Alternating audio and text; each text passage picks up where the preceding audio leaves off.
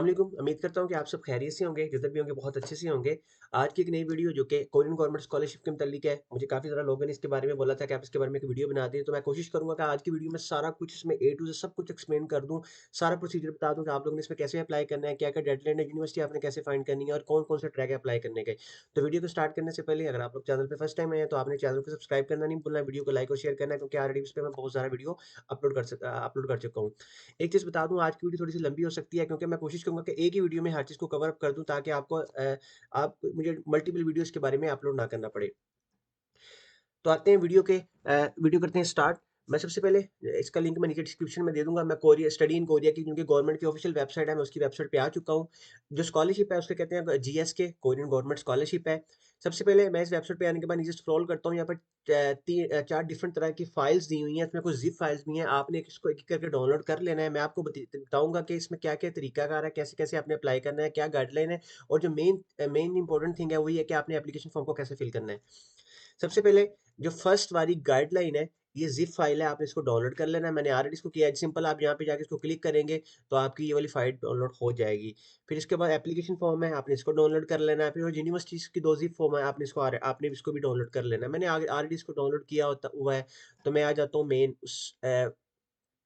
Folder पे। तो सबसे पहले हम यूनिवर्सिटी गाइडलाइन के बारे में थोड़ा-सा बता देता हूँ एप्लीकेशन फिल करने से पहले, जो कि बहुत ज़रूरी है। एक चीज़ बता दूँ कि ये जो फ़ाइल है, ये कोरियन में भी होगी और इंग्लिश में भी होगी, आप अपने हिसाब से इसको पढ़ सकते हैं। सबसे पहले मैं एक चीज़ बता दूँ कि जीएस के स्कॉलरशिप में अप्लाई करने के 2 मेथड है। एक तो होता है यूनिवर्सिटी ट्रैक, दूसरा है एप्लीकेशन ट्रैक। आगे जाके मैं आपको बताऊँगा कि कौन-कौन सी चीज़ें आती हैं और इन 2 मेथड्स के अलावा जो यूनिवर्सिटीज़ हैं, वो इसके कोरिया में वो 2 टाइप की होती हैं, टाइप ए और टाइप बी। टाइप ए में वो यूनिवर्सिटी हैं जो कि मोस्टली सियोल जो कि इनका कैपिटल है उसमें लोकेटेड है और ये टॉप लेवल की हाई रैंकिंग यूनिवर्सिटी जिस तरह केडीआई आपका नाम उसका सुना होगा, सियोल यूनिवर्सिटी ऑफ टेक्नोलॉजी है। इसके अलावा सारी वो यूनिवर्सिटी हैं जो कि बहुत ही ज़्यादा टॉप रैंकिंग की है। अगर आप लोगों की प्रोफाइल बहुत ज़्यादा अच्छी है, एक्सट्रीमली अच्छी है, हाई रैंकिंग है, तो मैं आप लोगों को रिकमेंड करूँगा कि आप लोग टाइप ए की यूनिवर्सिटी को सिलेक्ट करें। अगर आप लोगों की जो प्रोफाइल है वो थोड़ी-सी कम है, आपको लगता है कि आपकी प्रोफाइल इतनी ज़्यादा अच्छी नहीं है, तो आप लोगों ने फिर मैं आपको रिकमेंड करूँगा कि आपने टाइप बी को सिलेक्ट करना है। सिलेक्ट कैसे करना है वो मैं आपको आगे जाके बता देता हूँ।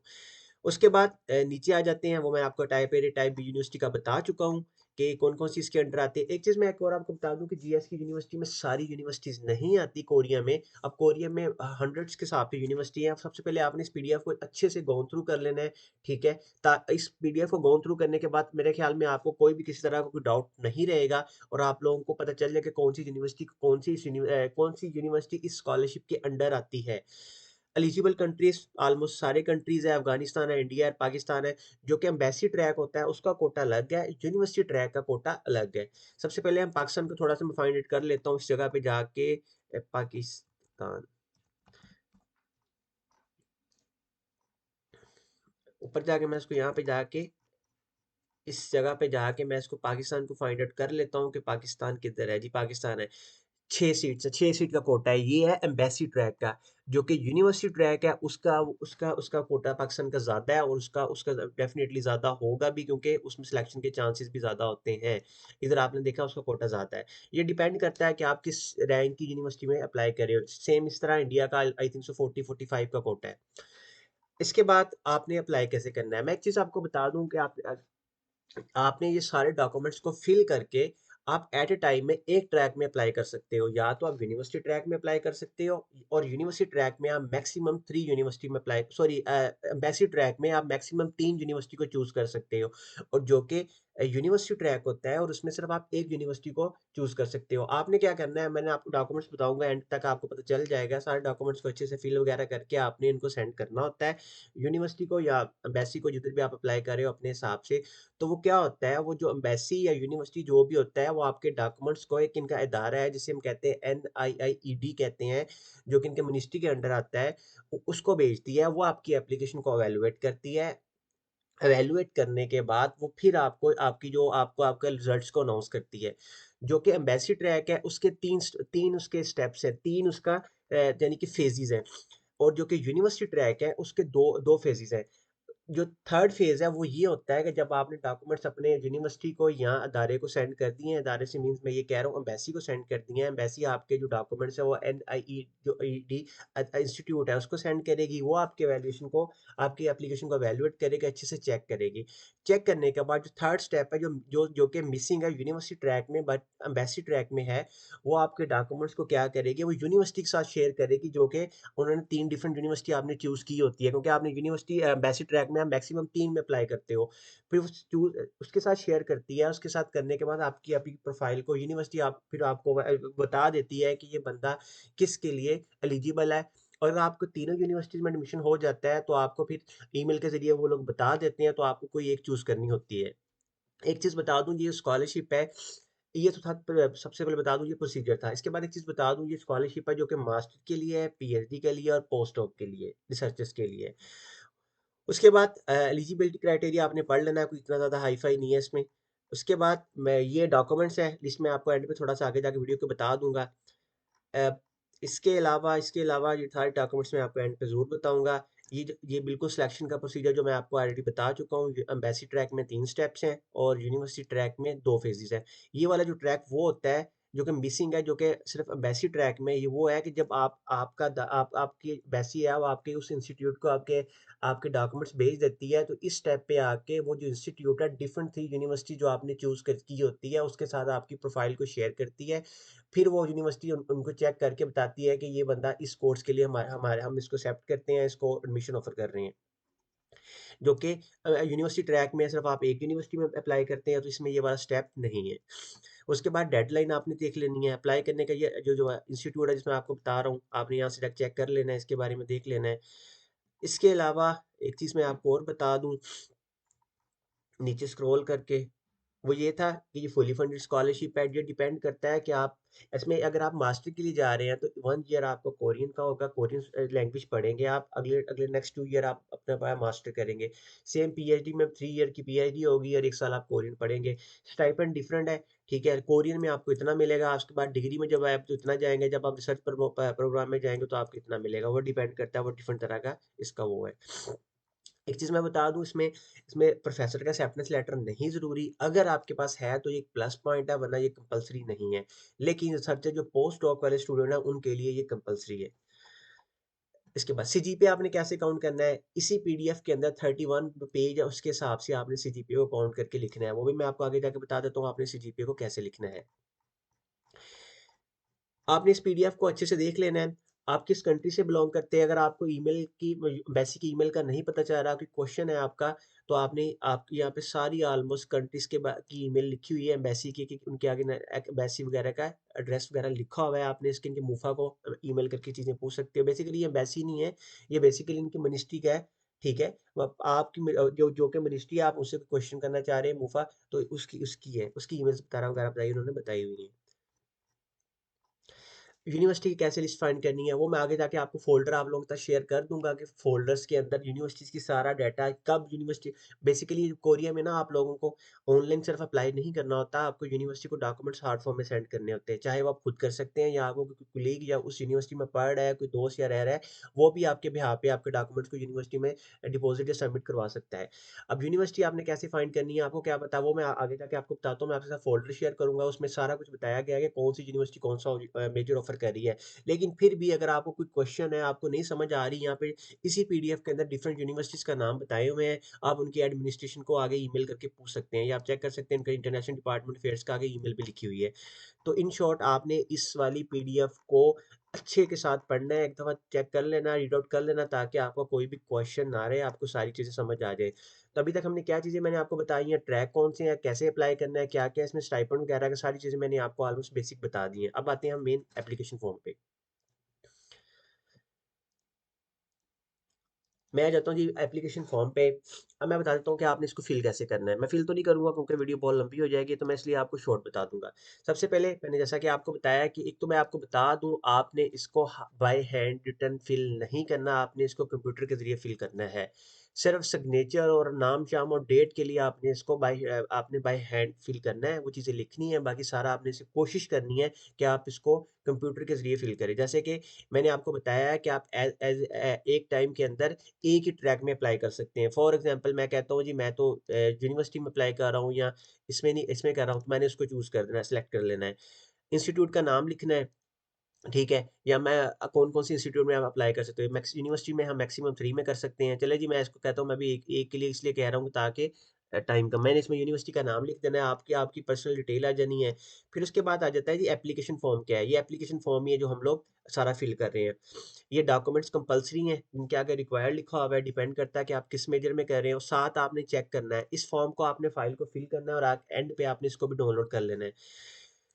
अगर आप मास्टर के लिए अप्लाई कर रहे हैं, फॉर एग्ज़ाम्पल तो उन्होंने मास्टर के आगे लिखा हुआ है रिक्वायर्ड जो चीज़ कंपल्सरी नहीं है, जैसे रिसर्च प्रपोज़ल है और जिस तरह ये रिसर्चर है, पोस्ट डॉक है, उनके लिए कंपल्सरी है, तो उसके सामने आपने टिक कर देना है, ठीक है? नहीं तो आपने इसको खाली छोड़ देना है, ठीक है? वो डिपेंड करता है आप इसको कैसे कर रहे हो, नहीं तो आप इसको खाली छोड़ दें।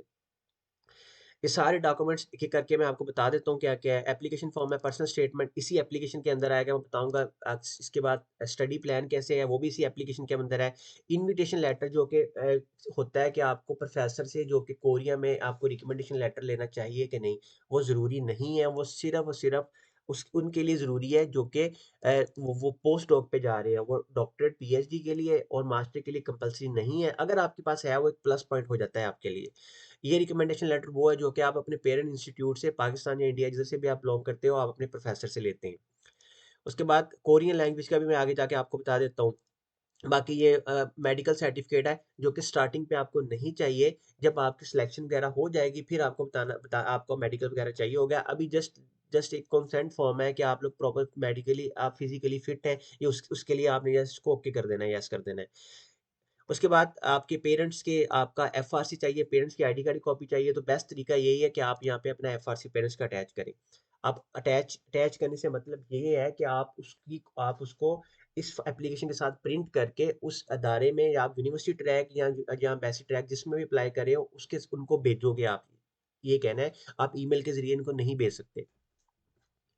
उसके बाद ये बाकी सारी कंसेंट फॉर्म है, आपकी डिग्रीज़ आ जानी है, आपने इसको एक-एक करके पढ़ लेना है। जो अगर आप मास्टर के लिए अप्लाई कर रहे हो, डेफ़िनिटली आपको ये आपके पास मास्टर की डिग्री नहीं होगी, क्योंकि आपके पास बैचलर होगी, तो आपके लिए कंपल्सरी भी नहीं है, आपने इसको खाली छोड़ देना है। अगर जो चीज़ आपके लिए है, वो इसके आगे टिक कर देना है, क्रॉस का निशान लगा देना है। सारी चीज़ें आपने इसको देख लेनी है करके, आप इज़िली इसको कर लेंगे। कुछ यहाँ पे डॉक्यूमेंट्स है ऑप्शनल, तो ये आपके लिए है ही नहीं, आप इसको बेशक वैसे ही खाली छोड़ दें, ये ज़रूरी नहीं है। पासपोर्ट वगैरह अगर आपके पास है, तो आप लोगों ने लाज़मी अटैच करना है। एक चीज़ मैं आपको बता दूँ कि इस स्कॉलरशिप के लिए आपके डॉक्यूमेंट्स का लीगलाइज़ होना ज़रूरी है। आप डॉक्यूमेंट्स को लीगलाइज़ किए बगैर अप्लाई नहीं कर सकते, तो लिहाज़ा अपने डॉक्यूमेंट्स को जल्द से जल्द आपने अपने लीगलाइज़ करवाना है। इसकी डेडलाइन क्या है, वो डिपेंड करता है, प्रोबेबली इसकी जो डेडलाइन है, वो मार्च के एंड का और अप्रैल तक होती है। बाकी मैं आपको वीडियो के एंड तक कन्फर्म करके बता दूँगा, कन्फर्म कर देख के हम देख लेते हैं क्या है। उसके बाद मेन हम एप्लीकेशन फॉर्म पे आ गए, इसको फिल कैसे करना है। जैसा कि मैंने आपको बताया कि या तो हम एप्लीकेशन ट्रैक फिल करेंगे या यूनिवर्सिटी ट्रैक करेंगे। आपने कोई एक ही फिल करना है एट अ टाइम में। उसके बाद चला जी मैं इसको कहता हूँ जी मैंने यूनिवर्सिटी ट्रैक फिल करना है। यूनिवर्सिटी ट्रैक के थ्रू मैं अप्लाई कर रहा हूँ। तो यहाँ पे जो ऑप्शन डिफरेंट दिए हुए हैं, मोस्ट ऑफ टाइम हम जनरली सेलेक्ट करते हैं। अगर आप किसी और प्रोग्राम के थ्रू जा रहे हो जैसे इंटरनेशनल ऑर्गेनाइजेशन, तो आपने इधर उस हिसाब से आपने चूज़ करना है, वरना जीएस के लिए जो मोस्ट प्रोबेबली है हम जनरली चूज़ करते हैं। डिग्री क्या है, आपने आपकी जो डिग्री आप जिस जिस फील्ड में अप्लाई करना चाह रहे हैं उसका मेजर क्या बनता है। फॉर एग्जांपल मैं कह देता हूँ जी उसका जी आईटी बनता है, तो आईटी इसी में आता है जी, चले जी। उसके बाद आपकी डिटेल वगैरह है, नाम-शाम है, आपके पास सिटीज़नशिप कौन-सी है, आपकी एड्रेस वगैरह सारी आपके बारे में पर्सनल डिटेल है, तो मैं इसको फिल करके आप टाइम ज़ाया नहीं करना चाह रहा आपका। यहाँ पे आपने लिखना है आपकी यूनिवर्सिटीज़ का। मैंने आपको पीछे एक फ़ाइल में बताया था कि टाइप ए में यूनिवर्सिटीज़ क्या आती हैं, टाइप बी में क्या आती है। वो पीडीएफ किधर है, वो मैं आपको दोबारा तो नहीं दिखाऊँगा क्योंकि टाइम लग जाएगा। इस जगह पे जाके इस जगह पे ये वाली पीडीएफ में मैंने आपको बताया था कि जो यूनिवर्सिटीज़ हैं, वो आप इधर से जाके चेक कर सकते हैं कि टाइप ए के अंदर कौन-सी आती हैं और टाइप बी में कौन-सी आती हैं। यहाँ से आप चेक कर लें, चलें मैं दिखा भी देता हूँ आपको, ये देखें, टाइप ए में और टाइप बी में, ये वाली सारी वो यूनिवर्सिटीज़ हैं, आपको पता चल जाएगा टाइप में ए में कौन-सी आ रही है और टाइप बी में कौन-सी आ रही है। उसके बाद में हम आ जाते हैं कि एक चीज़ बता दूँ कि अगर आप एम्बेसी ट्रैक में अप्लाई कर रहे हैं, तो इधर उन्होंने बोला है कि जो फर्स्ट चॉइस रखनी है, वो आपने टाइप बी की रखनी है। ठीक है? वो टाइप बी में थोड़ा-सा कम कॉम्पिटिशन होता है। तो अगर आप एम्बेसी ट्रैक में 3 यूनिवर्सिटीज़ के लिए अप्लाई कर रहे हैं, आप इधर ए या बी जो भी लिख सकते हैं, फिर इधर भी ए बीच में कोई एक चूज़ कर सकते हैं, लेकिन जो फर्स्ट चॉइस होनी चाहिए, वो बी होनी चाहिए। बाकी आगे फील्ड ऑफ स्टडी क्या है, डिपार्टमेंट क्या है, बाकी यहाँ मेजर वगैरह ऑप्शनल आप उसके बारे में लिख सकते हैं। एम्बेसी ट्रैक में आप आपकी मर्ज़ी है, कोई भी एक लिख सकते हैं। उसके बाद यहाँ पे लैंग्वेज का आ जाता है कि आपके पास टॉपिक क्या है, कोरियन ज़ुबान का आपके पास वो क्या है, जो कि वो ज़रूरी नहीं है। अगर आपके पास अभी स्टार्टिंग पे कोई सर्टिफ़िकेट इसका नहीं है, वो कंपल्सरी नहीं है। अगर है तो आपने उसके बारे में लिख देना है, वरना आप आइल्स की डिटेल जहाँ पे अपनी इंग्लिश के बारे में डिटेल लिख देनी है। उसके बाद आपकी हाई स्कूल की आपकी डिटेल लिख देनी है कि आपकी इंटरमीडिएट कहाँ से की थी, ग्रेजुएशन क्या है, वही बेसिक चीज़ें आपने मास्टर के बारे में आपकी डिटेल लिख देनी है, सारी मास्टर के बारे में, मास्टर के सॉरी बैचलर के बारे में नीचे मास्टर की डिटेल है। अगर आप मास्टर के लिए अप्लाई कर रहे हैं तो सिर्फ आप बैचलर के लिए लिखिएगा, तो आप मास्टर वाले खाने को खाली छोड़ देंगे, यहाँ पे आप नॉट एप्लीकेबल लिख दें, ठीक है, वो आपकी मर्जी है। अगर आप पीएचडी के लिए अप्लाई कर रहे हैं तो डेफिनेटली आप मास्टर की डिटेल भी डालेंगे। अगर आप पोस्ट डॉक के लिए कर रहे हैं तो आप पीएचडी की डिटेल भी यहाँ पे अपनी पुट करेंगे। उसके बाद आ जाते हैं सीजीपीए आपने कैसे काउंट करना है। उसी पीडीएफ के अंदर मैंने आपको सीजीपीए का बताया था कि आपने सीजीपीए कैसे कैलकुलेट करनी है। एक चीज़ बता दूं कि इस जगह पे उन्होंने हर सेमेस्टर की अलग से उसकी सीजीपीए पूछी थी। हम सबको पता है कि पाकिस्तान और इंडिया में जो बैचलर होता है वो मोस्ट प्रोबेबली 4 ईयर का होता है। किसी में 3.5 साल का भी होता है तो आपने उसको खाली छोड़ देना है। अगर 3.5 साल वाला हो तो आपने आखिरी सेमेस्टर की डिटेल नहीं लिखनी यहाँ पे। वो कैसे फॉर एग्जांपल मैं हम सबसे पहले सीजीपीए का देख लेते हैं। कुछ कंट्रीज़ ऐसी होती हैं जिसमें सीजीपीए आउट ऑफ 10 या 20 होती है। जैसे कि फ्रांस है, फ्रांस में जो है यूनिवर्सिटी ऑफ पेरिस है के लिए ये पेरिस द सिटी यूनिवर्सिटी है। उसमें जो सीजीपीए होती है, जो आपके ग्रेड्स होते हैं वो आउट ऑफ 20 होते हैं और 20 में 12, 30, 14 आपको मिलता है। इधर आपने उस हिसाब से लिखना है। जैसा कि पाकिस्तान इंडिया में ऐसा कुछ नहीं है, तो इस जगह सीजीपीए हम सिर्फ सीजीपीए लिखेंगे या आप इसको कैलकुलेट करोगे with the help of chat GPT. आप इसको पता चल जाएगा कि आपने इसको कैसे करना है। आपने इसको कमांड देनी है कि आपकी सीजीपीए कितनी है। मैं कहता हूँ जी मेरी इधर सीजीपीए बनती है पाकिस्तान में, फॉर एग्जाम्पल बैचलर की बेस पे अप्लाई कर रहा हूँ, मैं कह रहा हूँ जी मेरी आउट ऑफ 4 है। तो आपने इसको लिख उससे पूछ लेना है चैट जीटीपी को कि आपकी जो सीजीपीए है वो 3.4 है, 3.4 है आउट ऑफ 4, तो आपकी आउट ऑफ 20 में क्या बनती है वो आपको यहाँ पे बता देगा कि आपकी 17 14 कितनी बनती है। वो आपको हिसाब से आपने लिख, मैं कहता हूँ मेरी 16 बनती है ऑलमोस्ट, मैं कह देता हूँ मेरी 16 बनती है आउट ऑफ 20। उसके बाद यहाँ पे आपने परसेंटेज लिखनी है। परसेंटेज मोस्ट प्रोबेबली हमारी जो ट्रांसक्रिप्ट है उस पर लिखा होता है, तो यहाँ पे आपने परसेंटेज अपने हिसाब से लिख देनी। मैं कहता हूँ मेरी 85% है, नहीं तो आप चैट जीपीटी से भी कन्वर्ट करवा सकते हैं। बेहतर है कि परसेंटेज और सीजीपीए आप अपनी अपनी ट्रांसक्रिप्ट से देखें। ये वाली चीज़ वो है कि अगर आपकी सीजीपीए इस तरह नहीं है कैलकुलेट होती, तो ये आप चैट जीपीटी से या खुद कैलकुलेट करके यहाँ पे लिखें। चैट जीपीटी का या एआई टूल का मैं इसलिए कह रहा हूँ कि वो प्रॉपर अप्रोप्रिएट इसको कैलकुलेट करके देगा, हम उससे गलती नहीं करेंगे। उसके बाद नीचे आ जाते हैं, वो सीजीपीए पूछा है पर सेमेस्टर के हिसाब से। अगर तो आपका आउट ऑफ 20 है तो ठीक है, अगर आप हमारा 4 है तो मैं 4 के साथ मैं कहता हूँ जी मेरी जो फर्स्ट सेमेस्टर में सीजीपीए थी वो थी 3.58 आउट ऑफ 4 थी फर्स्ट सेमेस्टर की। फिर मेरी बैचलर मेरा 4 ईयर का था, मेरी सेकंड में क्या थी, सेकंड सेमेस्टर की लिख दूंगा, थर्ड की, फिर उसके बाद थर्ड सेमेस्टर है, जो सेकंड ईयर होता है वो थर्ड सेमेस्टर है, यहाँ पे थर्ड की लिखूंगा, फोर्थ की लिखूंगा, थर्ड ईयर में मेरा फिफ्थ सेमेस्टर आ जाएगा, फिर सिक्स आ जाएगा, फिर 7 और 8 इस तरह आ जाएगा, ठीक है। ये सारे पे यहाँ पे सारी चीज़ें मैंने लिख देनी है, हम सबको पता, हमारी ट्रांसक्रिप्ट पे हम देख सकते हैं। उसके बाद आ जाता है कि आपको प्रीवियसली कोई स्कॉलरशिप मिली है कोरिया की, अगर तो मिली है ठीक है, वरना आपने इसको नोट एप्लीकेबल लिख देना है। आपने कभी प्रीवियस कोरिया विजिट किया है, किसी भी पर्पज़ के लिए गए, चाहे वो विजिट के लिए गए हो, अगर तो गए हैं ठीक है, उसकी यहाँ पर डिटेल लिखनी है, अगर नहीं है कौन से वीज़ा की टाइप थी, वरना इसको नॉट एप्लीकेबल लिख देना है। और ये वो चीज़ें हैं जो कि आपने कंप्यूटर से फिल नहीं करनी, जो कि सब आप इन सब डॉक्यूमेंट्स को जो आप प्रिंट करोगे, प्रिंट करने के बाद आपने बाय हैंड पेन या पेंसिल की मदद से आपने इसको फिल करना है, क्योंकि हर ऑलमोस्ट हर पेज के एंड पे है। बाकी सारी चीज़ें आपने कंप्यूटर से फिल करनी है, सिग्नेचर, फुल नेम और डेट वगैरह आपने हाथ से फिल करनी है। उसके बाद पर्सनल स्टेटमेंट, जो कि मैं ऊपर आपको बताया था कि ये डॉक्यूमेंट्स में से एक चीज़ ये है, ये सारी चीज़ें इसी फॉर्म में हमें मिल जाएंगी। आ जाते हैं नीचे पर्सनल स्टेटमेंट में, पर्सनल स्टेटमेंट लिखनी है, आपने इसी के अंदर कोशिश करना है, इसको कंप्लीट करना है। और ये आपने इसमें कोई भी इरेलीवेंट चीज़ें नहीं लिखनी, वही चीज़ें लिखनी है वो यहाँ पे जो उन्होंने बताई हुई हैं कि इस कोर्स में आप क्यों अप्लाई करें। बेसिकली जस्ट लाइक आपकी मोटिवेशनल चेक कर रहे हैं, मोटिवेशन आपकी कितनी है, आपने इन सबको यहाँ पे कंप्लीट करना है। और जिस तरह जब आप इसे कंप्लीट करके फिल कर लोगे, जैसा कि मैंने आपको बताया, प्रिंट करने के बाद यहाँ जो आपने सिग्नेचर करने हैं। उसके बाद स्टडी प्लान आ जाता है, यहाँ पे आपने चेक भी कर लेना है कि जो डॉक्यूमेंट्स आपके रेलिवेंट है, जिस तरह स्टडी प्लान है जो कि उसके लिए नहीं चाहिए, पीएचडी के लिए नहीं चाहिए, पोस्ट डॉक के लिए सॉरी नहीं चाहिए, तो आपने इसको पीछे खाली छोड़ दें। इसी तरह ये रिसर्च प्रपोजल है, अगर आप लोगों के पास है तो बहुत अच्छा ऑप्शन है, मैं रिकमेंड करूंगा कि अगर आप लोगों के पास है तो आपको फिल करना चाहिए, इससे एक अच्छा इंप्रेशन पड़ता है, नहीं है तो खाली छोड़ देना है। ये चीज़ें आपने यहाँ पे कवर अप करनी है सारी इसी चीज़ के अंदर, कोई लंबी चौड़ी ज़्यादा डिटेल नहीं लिखनी, वही लिखनी है जो उन्होंने बोला हुआ है। स्टडी के बाद रिसर्च है, अगर तो आपके लिए चाहिए रिसर्च प्लान, आई थिंक तो मास्टर के लिए नहीं चाहिए। अगर तो आपके पास है तो अच्छा है, उसको ज़रूर लिखें, नहीं है तो आप उसको खाली छोड़ दें या नॉट एप्लीकेबल। उसके बाद रिकमेंडेशन लेटर है। रिकमेंडेशन लेटर वो लेटर है जो आप अपने प्रोफ़ेसर से लेंगे। जब आप मास्टर के लिए अप्लाई कर रहे हैं तो आपने बैचलर वाले प्रोफ़ेसर से लेना है। अगर आप पीएचडी के लिए अप्लाई कर रहे हो तो आपने मास्टर वाले सुपरवाइज़र से लेना है। उसमें जो रिकमेंडेशन लेटर जो आपका प्रोफ़ेसर आपको देगा, तो आपने कोशिश करनी है ये सारी चीज़ें उसमें उसमें लाज़मी हो, ये सारी पॉइंट्स का उसने उसमें मेंशन की हो, आपके एटीट्यूड के बारे में, आपके कैरेक्टर के बारे में। तो बेहतर है अपने प्रोफ़ेसर को इस पेज को आप डाउनलोड करें या स्क्रीनशॉट लेके अपने प्रोफ़ेसर को सेंड कीजिएगा कि जो आपको वो रिकमेंडेशन लेटर दे रहा है, तो कोशिश करें कि वो आपको वो रिकमेंडेशन लेटर जो है उसमें ये चीज़ें मेंशन करे। ये आप उसको सेंड कर दीजिएगा, क्योंकि वो भी साथ आप उसके एप्लीकेशन के साथ प्रिंट करके अटैच करोगे। और इसके अलावा ये वाला जो पोर्शन है, ये आपका प्रोफ़ेसर फ़िल करेगा जो आपको रिकमेंडेशन लेटर दे रहा है। तो बेहतर आप उसको ये भी पेज भेज दीजिएगा ताकि वो नीचे सिग्नेचर और अपनी स्टैम्प वगैरह और डेट वगैरह हर चीज़ को फ़िल करके ये भी आपको रिटर्न कर दे। उसके बाद लेटर ऑफ इन्विटेशन, ये कंपल्सरी नहीं है, ये सिर्फ़ पोस्ट डॉक के लिए। अगर आपके पास है तो बहुत अच्छा ऑप्शन है, नहीं है तो आप इसको खाली छोड़ देना है आप लोगों ने इसको अपने।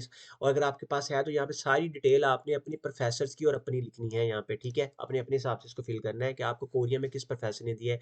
कोरियन प्रोफ़ेसर को मेल कैसे करनी है, अगर आप लोगों को नहीं पता वो मैं आपको बता दूँगा। किसी दिन उसके बारे में वीडियो बना के डाल देता हूँ कि आपने कैसे एक्सेप्टेंस क्या तरीक़ाकार क्या होता है, वो ऑलमोस्ट सेम होता है हर कंट्री के लिए, चाहे आप बेशक चाइना में क्यों नहीं अप्लाई कर रहे हो। उसके बाद है कोरियन लैंग्वेज एग्जाम कैसे करनी है। अगर आप लोगों के पास ऑलरेडी कोरियन लैंग्वेज का टॉपिक वगैरह का आपके पास है, अच्छा लेवल है, 5-6 आपके पास लेवल है, तो आपने यहाँ पे उसके बारे में डिटेल लिखनी है। तो आप इसको एग्जाम भी करवा सकते हो और ये आपने अपने हिसाब से इसको पढ़ लेना है और यहाँ पे लिख लेना है। नीचे सिग्नेचर आ जाते हैं। उसके बाद यहाँ पे कुछ एग्रीमेंट्स है, आपने ऑलमोस्ट सबको सिलेक्ट करना है, क्योंकि ये just like terms and conditions होती हैं कि आप कोई भी रूल वगैरह ब्रेक नहीं कर रहे हो, कोई झूठ वगैरह नहीं बोल रहे, तो सारी आपने यहाँ पे अपने हिसाब से इसको फिल कर लेना है। ऑलमोस्ट सब पे आपने टिक ही बनता है, आपने टिक कर देना है। उसके बाद आ जाता है आपका मेडिकल सर्टिफिकेट। ये आपने डॉक्टर से फिल नहीं करवाना है, जैसा कि मैंने आपको स्टार्ट में बताया था। जी जस्ट लाइक एक वो आपसे कंसेंट फॉर्म मांग रहे हैं, जस्ट एक आपसे डिक्लेरेशन मांग रहे हो कि आप मेडिकली और फिजिकली फिट हो। तो यहाँ पे आपने अपने हिसाब से येस और नो करना है इसको, कि आपको कोई डायबिटीज तो नहीं है, कोई एलर्जी तो नहीं है। आपने अपने हिसाब से इसको फिल करके यहाँ पे खुद सिग्नेचर कर लेने हैं यहाँ पे। अब मेडिकल फॉर्म तब चाहिए होगा जब आपकी सिलेक्शन हो जाएगी। बाकी यहाँ पे डॉक्यूमेंट्स के मैंने जैसा कि आपको बताया, टर्म्स एंड कंडीशन है, आपने एग्री शैग्री करना है, एग्री करके इसको आप यहाँ पे आपने सबको आपने यस करके फिल कर लेना है। फिल करने के बाद आपने इसको सब कुछ सिग्नेचर करके पेन की मदद से आपने इसको डाउनलोड कर लेना है। सारी चीज़ें हो गई।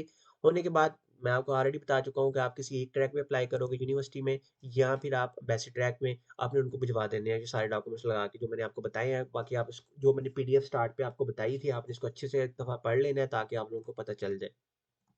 अब मेन चीज़ आ जाती है कि आपको यूनिवर्सिटी का कैसे पता चलेगा कि आपको यूनिवर्सिटी में कोर्स किस यूनिवर्सिटी में है, या उस यूनिवर्सिटी की क्या स्पेसिफिक डेडलाइन है, आपने यूनिवर्सिटी को डॉक्यूमेंट कब भेजने हैं, उनकी डेडलाइन क्या है।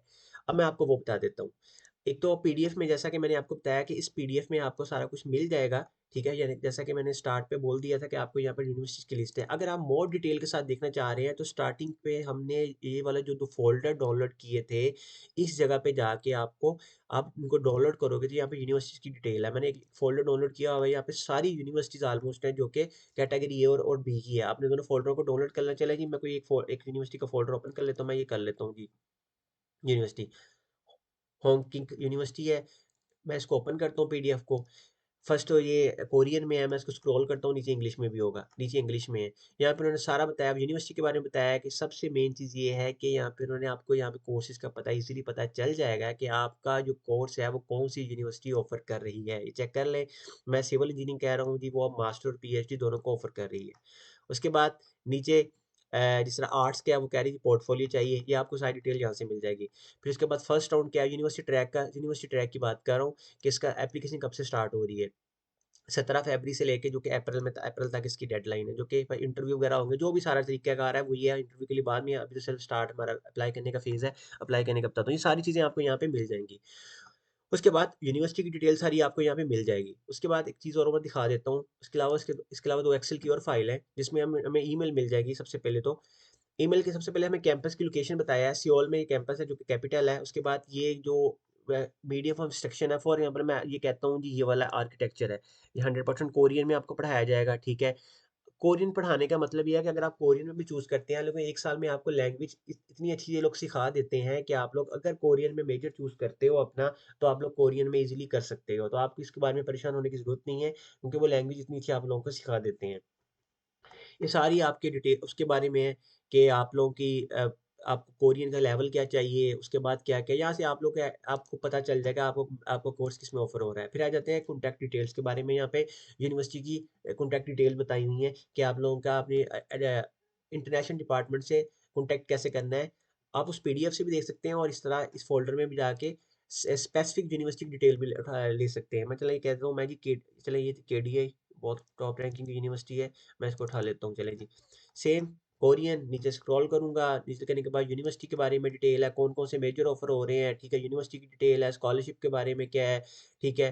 कब से क्या इसकी डेडलाइन ट्रैक है, उसके बाद सारी चीज़ें वही यहाँ बताई हुई हैं उन्होंने। आपने इसको एक दफ़ा अपने हिसाब से इसको पढ़ लेना, देख लेना है। फिर बाकी जो पीडीएफ है उसके बारे में डिपार्टमेंट्स के बारे में बताया हुआ है यहाँ पे, आपने इसको भी देख लेना है। उसके बाद यूनिवर्सिटी की डिटेल बताई होगी उन्होंने, यूनिवर्सिटी कॉन्टैक्ट डिटेल है, वो ये वाली। कि इनके इंटरनेशनल डिपार्टमेंट का या इंटरनेशनल अफेयर्स का वो क्या है। इस तरह किसी और को चेक कर लेता हूँ, इसका भी यही सीन है। नीचे जाएँगे, नीचे जाने के बाद यहाँ पे आपको डिटेल मिल जाएगी कि ये वाला जिस तरह ये जर्मन लैंग्वेज है इसमें पीएचडी ऑफ़र नहीं हो रही। यहाँ पे आपको आपका कोर्स किस यूनिवर्सिटी में ऑफ़र हो रहा है, उसकी क्या डेडलाइन है, कैसे आपने डॉक्यूमेंट्स भेजना है, ये सारा यूनिवर्सिटी आपको यहाँ पे बताएगी। अगर आपको फिर भी किसी तरह का कोई इश्यू आता है, तो आपने यूनिवर्सिटी को ईमेल करके पूछ लेना है। ये तो था टाइप ए का। टाइप बी के लिए आप इस फ़ोल्डर को डाउनलोड करोगे। इस फ़ोल्डर को डाउनलोड करने के बाद आप लोगों को टाइप बी की यूनिवर्सिटी के बारे में पता चल जाएगा। तो ये तो थी वीडियो आज की जीएसके स्कॉलरशिप क्योंकि कोरियन गवर्नमेंट स्कॉलरशिप है, आपने इसको अप्लाई कैसे करना है। वीडियो थोड़ी-सी लंबी हो गई है लेकिन मैंने कोशिश की है कि मैं इसमें सारी कंप्लीट डिटेल बता दूँ। अप्लाई करने के बाद मैं आपको एक चीज़ बता दूँ कि आप लोगों ने ऑनलाइन अप्लाई नहीं करना है, इसके लिए आपको डॉक्यूमेंट फिज़िकल फॉर्म में सेंड करने होते हैं कॉपीज़ और आपके डॉक्यूमेंट्स का अटेस्टेड होना ज़रूरी है जो कि मुफ़ा एचईसी से है। इसके बगैर आप सेंड नहीं कर सकते। कोई भी दुनिया में एम्बेसी ऐसी नहीं होती जब बात एम्बेसी की आ जाती है तो आपके डॉक्यूमेंट्स को विदाउट अटेस्टेशन एक्सेप्ट करे ऐसे कोई भी दुनिया में एम्बेसी नहीं होती जब बात एम्बेसी पे जाती है तो आपको डॉक्यूमेंट्स के लाजमी आपके मिनिस्ट्री से मुफा से जो कि उस स्पेसिफिक कंट्री की जो कि एजुकेशन होती है जो कि हर एजुकेशन होती है उससे अटेस्ट होना ज़रूरी होता है तो इसलिए आप लोगों के डॉक्यूमेंट्स अटेस्ट होना ज़रूरी है अगर नहीं हुए तो आप लोग उसको जल्द से जल्द करवाएं ऑलमोस्ट मैंने सारी चीज़ें इस वीडियो में कवर अप कर ली हैं। बाकी इंटरव्यूज़ का प्रोसेस कैसे होने हैं, आपने डॉक्यूमेंट्स कैसे सेंड करने हैं, तो ज़रूरी नहीं है कि आप लोग डीएचईली करवाओ। मैं ना आपको रिकमेंड करूँगा क्योंकि उसके चार्जेज़ काफ़ी ज़्यादा है। पाकिस्तान पोस्ट से भी करवा सकते हो। इंडिया में भी इस तरह डेफ़िनेटली उनकी इंडियन पोस्ट होगी जो कि गवर्नमेंट की होती है। तो आप लोग उसके साइड ज़रूर सेंड कर सकते हो और डीएचएल वगैरह कराओगे तो डेफ़िनेटली आपके चार्जेस वगैरह ज़्यादा लगेंगे। अगर आप लोग इसको आज ही प्रोसीजर को स्टार्ट करेंगे, फिर ही आप उस टाइम तक पहुँच सकते हो, वरना ये जो प्रोसीजर होता है, ये टाइम टेकिंग होता है। अगर आप उसको टाइम टू टाइम कंप्लीट नहीं करेंगे, तो पोस्ट पे भी सेंड होने में टाइम लगता है। तो इसलिए आपको आज ही प्रोसीजर स्टार्ट करना पड़ेगा, फिर ही आप लोग उस टाइम तक पूरा पहुँच सकते हैं। ये तो थी वीडियो आज की। अगर आपको वीडियो अच्छी लगी है, तो वीडियो को आपने लाइक करना, शेयर करना नहीं भूलना क्योंकि मैंने इस पे काफ़ी ज़्यादा रिसर्च करने के बाद आप तक इसे शेयर कर रहा हूँ वीडियो। इसकी नीचे डिस्क्रिप्शन का लिंक है, इस कंप्लीट का वो मैं नीचे दे दूँगा। तो मिलते हैं फिर नेक्स्ट वीडियो में। Bye bye.